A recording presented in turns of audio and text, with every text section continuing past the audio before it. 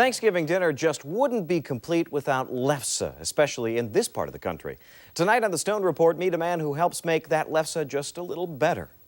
Mike Simonson does a little cooking, but that's not where his real talents lie. He's a woodworker. A lady started gluing them together, and somebody working at one of these state hospitals had given her the pattern. She came to my shop, or she came by my shop one day and left it here and said, Mike, you should start making these lefse sticks. So Mike took on the task and greatly improved the lefse stick. Just lining up the jig in the hole. For example, he uses different wood. Hers was made out of oak.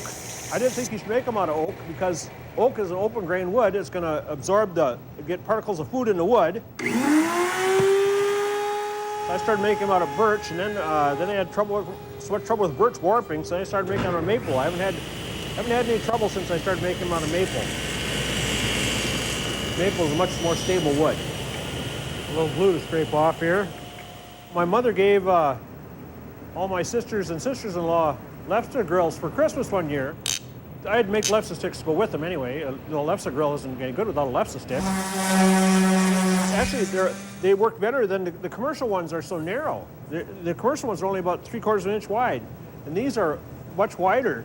So you roll your lefse off. You don't have to turn them so many times to roll your lefse off. It makes it much easier to roll your lefse off when they're wider. The last step in this recipe, and perhaps the crowning glory, the finish on the handle. See how that beautiful walnut shows up when you put the...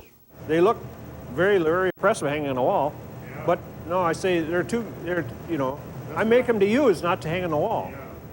Mike guesses he's made about 500 of those lefse sticks. The closest they're sold is Town Hall Antiques in Christine, North Dakota, or you can call him at 605-537-4433. They look very nice. Thank you, Mel. Well, the mercury dropped a bit in the